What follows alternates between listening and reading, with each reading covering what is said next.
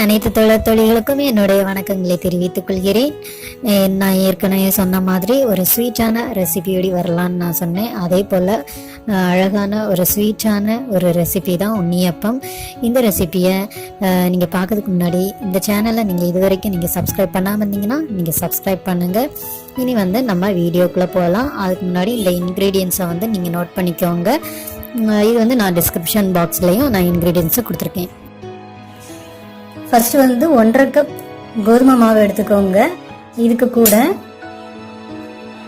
Soda உப்பு 1/4 teaspoon, அதே மாதிரி சாதா நம்ம யூஸ் பண்ணுற உப்பு கொஞ்சமாக ஒரு பிஞ்ச் போதும், அதையும் இதுக்கு கூட சேர்த்துருங்க. இதை இப்படி மிக்ஸ் பண்ணி விட்டுருங்க. 2 பாளையங்கொட்டாம் பழம் எடுத்துக்கோங்க. இங்கே திருநெல்வேலியில் இதை கசலி பழம்னு சொல்லுவாங்க. இந்த பழம் தான் நல்லா இருக்கும், அதனால இந்த பழம் எடுத்துக்கோங்க. 2 எடுத்துக்கோங்க. 1.5 கப்புக்கு 2.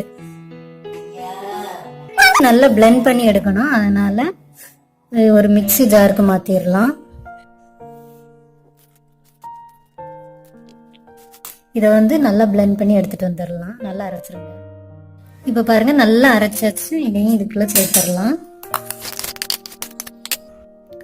இதை இப்படி மிக்ஸ் பண்ணி விட்டுருங்க.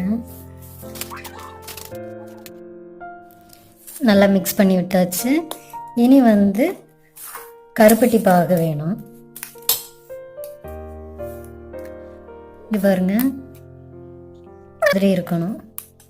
தெரியுதா?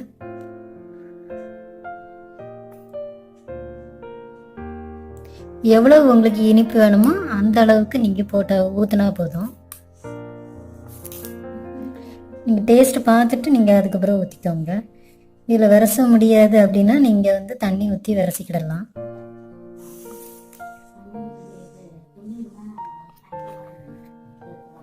கொஞ்சம் கொஞ்சமாக ஊற்றி விரசினா போதும், இனிப்புக்கு ஏற்ற மாதிரி.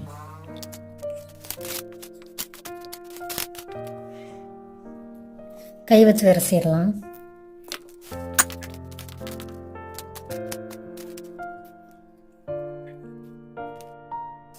இப்போ இது ரொம்ப கட்டியாக இருக்குது, அதனால் நம்ம கொஞ்சமாக தண்ணி ஊற்றுவோம். கொஞ்சம் ஸ்டிக்கியாக இருக்கணும், அதை விட ரொம்ப தண்ணியாகவும் ஆயிடக்கூடாது. கொஞ்சம் கொஞ்சமாக ஊற்றிடுங்க. கொஞ்சம் கொஞ்சமாக ஊற்றி பிசைங்க.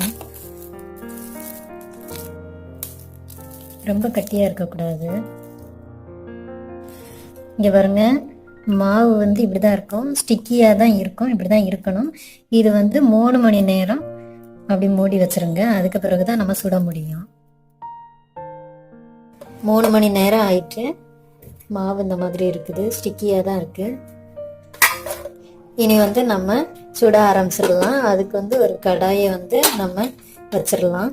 கொஞ்சம் தண்ணியும் வேணும், ஏன்னா அது எடுக்கிறதுக்கு. இனி நம்ம எண்ணெய் ஊற்றிடலாம். எண்ணெய் நல்லா காயட்டும்.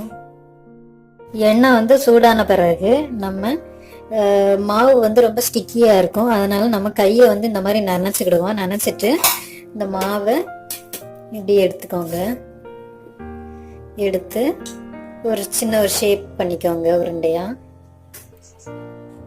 எண்ணெய் குறைச்சி வச்சுக்கோ, இந்த தீ குறைச்சி வச்சு. இப்போ இதை இதுக்குள்ள போட போறோம்.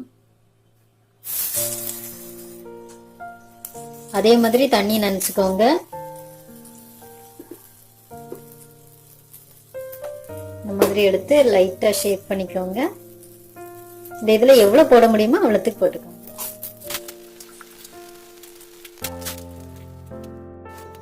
ஃப்ளேம் குறைச்சி வச்சுக்கோங்க. கூட்டி வச்சீங்கன்னா மேல பொரிஞ்சு வரும், உள்ள வேகாம இருக்கும். இப்போ இத கொஞ்சம் கொஞ்சமா அப்படி திருப்பி போட்டுருங்க.